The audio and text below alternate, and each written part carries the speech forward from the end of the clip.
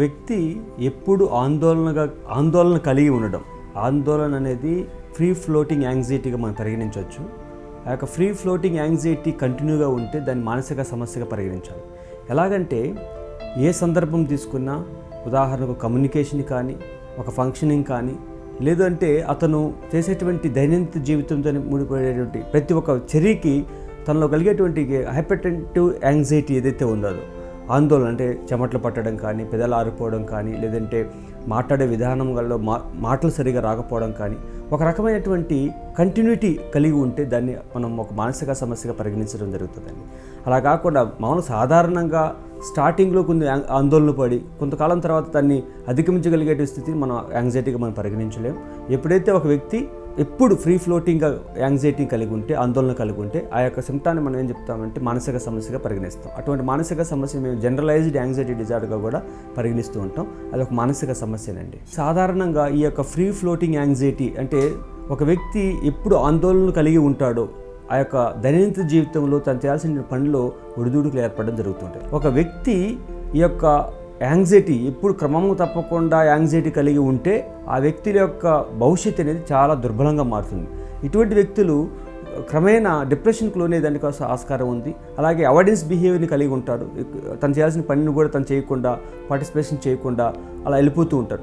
అలాగా చేయడం వల్ల తన ప్రొఫెషనల్ లైఫ్ని బాగా కుంటుపడేదానికి ఆస్కారం ఉంది. ఎప్పుడైతే ప్రొఫెషనల్ లైఫ్ దెబ్బతింటుందో తన ఆర్థికమైనటువంటి ఇబ్బందులు ఏర్పడుతుంటాయి. ఆర్థికమైన ఇబ్బందులు ఏర్పడినప్పుడు కుటుంబ సమస్యలు అనేది ఏర్పడేదానికి ఆస్కారం ఉంది. ఇలాగా ఒకదానికి ఒకటి ముడిపడి ఉంటుంది.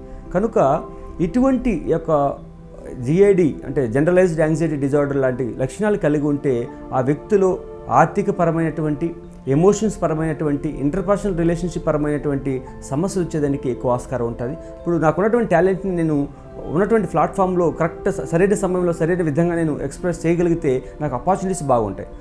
అలాంటి లేని పరీక్షలో నాకు అపార్చునిటీస్ తగ్గేదానికి ఆస్కారం ఉంటాయి. ఎప్పుడైతే నాకు అపార్చునిటీస్ లేవో నాకు యొక్క టాలెంట్కి అనుగుణంగా, దానివల్ల పర్యవసనాలు చాలా తీవ్రంగా ఉంటుంటుందండి. అంటే తన యొక్క భవిష్యత్తు విధానాలపైన, ప్రొఫెషన్ పైన, ఫ్యామిలీ సిస్టమ్ పైన, సోషల్ కాంటాక్ట్ రిలేషన్షిప్ పైన కూడా ఎక్కువ ప్రభావం చేయడానికి ఆస్కారం ఉందండి. ఈ రోజు కాలంలో చూస్తే ఈ యొక్క మానసిక ఆందోళనకు గురైనటువంటి వ్యక్తులకి చాలా మెచ్యూర్ అయినటువంటి ట్రీట్మెంట్ మోడల్స్ ఉన్నాయండి.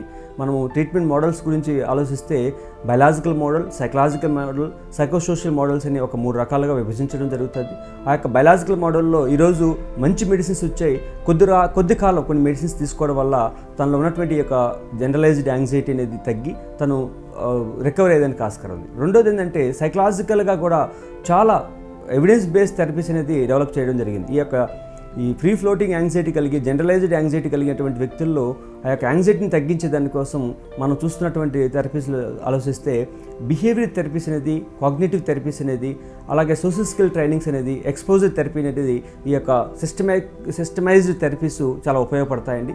ఈ థెరపీస్ని ఒక క్వాలిఫైడ్ క్లినికల్ సైకాలజిస్ట్ దగ్గర పొందగలిగితే ఆ వ్యక్తిలో ఉన్నటువంటి ఆందోళన తగ్గి తన యొక్క జీవితాన్ని పరిపూర్ణంగా సంతృప్తిగా గడిపేదానికి ఆస్కారం ఉందండి.